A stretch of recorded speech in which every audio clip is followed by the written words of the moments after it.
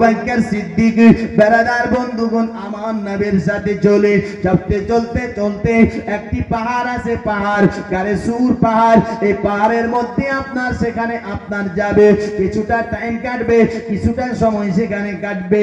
এ মুসলমান, ওই জায়গার মধ্যে 3 দিন ধরে আপনার ছিলেন আবু বকর সিদ্দিক। আপনার তাকাচ্ছে এই পাহাড়টা, আপনার যদি চাপা যায়, পাহাড়টা অনেক উঁচা, রাস্তা নাই, ঘাট নাই, আপনার কেমন করে যাব? নবী যদি চলে, নবীর পায়ে কাঁটা লেগে যেতে পারে। নবী যদি চলে, নবীর পায়ে আপনার কেটে যেতে পারে। এই আপনার ভয়, এই আপনার ডর। আবু বকর সিদ্দিক কি বলতেছে জানো?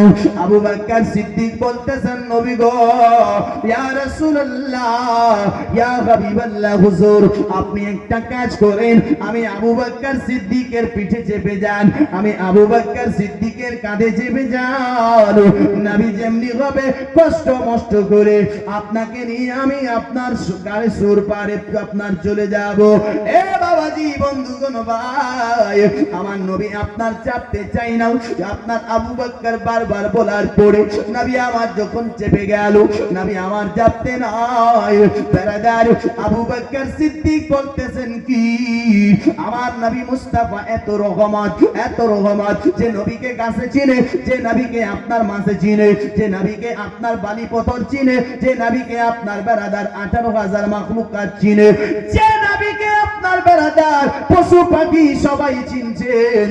আবু বকর সিদ্দিক বলতেছে, আমি নবীকে ঘাড়ে করে চেপে যখন আমি আমার পাটা কোনো একটা উঁচু পাথরের উপর রেখে দিই, তো সেই পাথরটা যেন তুলার মতো নরম হয়ে যায়। সে পাথরটা কি হয়ে যায়? তুলার মতো নরম হয়ে যায়। আবু বকর সিদ্দিক বলতেছেন কি, এটাই শুধু নয়, আমার নবী যখন আমার কাছ থেকে নেমে গেল, আমি আবু বকর দেখছি, যখন আমি আবু বকর ট্রাই করলাম, আমি একটু আপনার দেখতে চাইলাম, আমি আবু বকর একটা উঁচু পাহাড়ে যখন আপনার পাটা রেখে দিলাম, পাটা রাখতে নাই, আবু বকর সিদ্দিক বলতেছেন কি, আর যেন পাথর নরম হয় না। জোরে বলুন না ভাই সুবহানাল্লাহ। কে ছিলেন দেখেন আমার দয়ার নবী, মায়ার নবী মুস্তাফা। আমার আল্লাহ তাআলা আপনার আদম নবীকে পাঠিয়েছে, মুসা নবীকে পাঠিয়েছে, ঈসা নবীকে পাঠিয়েছে, ইব্রাহিম নবীকে পাঠিয়েছে, শীষ নবীকে পাঠিয়েছে, আপনার সবাইকে পাঠিয়েছে, যত নবী যত রাসূলকে পাঠিয়েছে, আমার আল্লাহ সবাইকে মুজিজা দিয়ে পাঠিয়েছে। আমার আল্লাহ সবাইকে আপনার রহমত, আপনার সব নবীরা রহমত নিয়ে এসেছে, কিন্তু আমার আপনার নবী রহমত হয়ে এসেছে। আমার নবী রহমত হয়ে এসেছে। বেরাদার বন্ধুগণ, আসুন সংক্ষেপে একটুখানি আরো এগিয়ে যায়। আপনার আমার দয়ার নবী, মায়ার নবী মুস্তাফা কি আবু বকর সিদ্দিক যখন নিয়ে যায়, যাওয়ার পরে বেরাদার আমার নবী আবু বকর সিদ্দিককে বলছিলেন, আবু বকর, এখন আমরা এই গারে আপনার সুর পাহাড়ে একটা গর্ত আছে, গর্ত, সেই গর্তের মধ্যে লুকাবো, সেখানে আপনার থাকবো, সেখানে যাব। আবু বকর চিন্তায় পড়ে গেল, সেই গর্তের মধ্যে সাপ থাকতে পারে, গর্তের মধ্যে বিষাক্ত থাকতে পারে। আবু বকর সিদ্দিক বলতেছেন কি জানো, ওগো দরদি নবী মুস্তাফা, আপনি একটা কাজ করেন, কি বলো? বলে নবী আপনি এখানে থাকেন, একটুখানি দাঁড়ান, কেন ও গর্তের ভিতরে সাপ থাকতে পারে, নবী যদি আগে যায় তাহলে নবী কষ্ট পাবে, নবী যদি আগে যায় নবী দুঃখ পাবে, নবীকে সাপ আপনার কেটে নিতে পারে।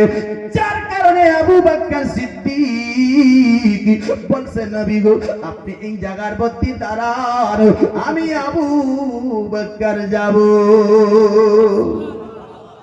আমি আগে যাব, আমি ঝাড় লাগাবো, পরিষ্কার করব, সাফ করব, তারপর আমি যখন আপনাকে ডাকবো তারপর আপনি আসবেন। জোরে বলুন সুবহানাল্লাহ। এ আবু বকর দেখো বেরাদার, এটা ভাববেন না যে এ আপনার ঠান্ডা রাত্রিতে আপনি আমি বেরাদার এই জায়গাতে এসেছি নবীর মোহাব্বতে, আপনার থেকে বড় আশিক আবু বকর। বেরাদার এটা ভাববেন না ঠান্ডার মেহফিলে শুনেছেন হয়তো আপনার এই ঘটনা, ওই গর্তের ভিতরে একটা সাপ ছিল, সাপ। দোস্ত বন্ধুগণ, ভাই বাবাজিরা, এই সাপটা নবীর মোহাব্বতেই ছিল। আপনার থেকে বড় আশিক ও সাপটা নবীর ছিল। জোরে বলুন সুবহানাল্লাহ।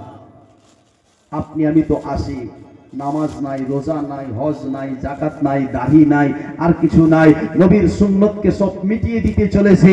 দোস্ত বন্ধুগণ, ভাই, একে নবীর আশিক বলে না, একে নবীর প্রেমিক বলে না, একে নবীর মাস্তানা বলে না।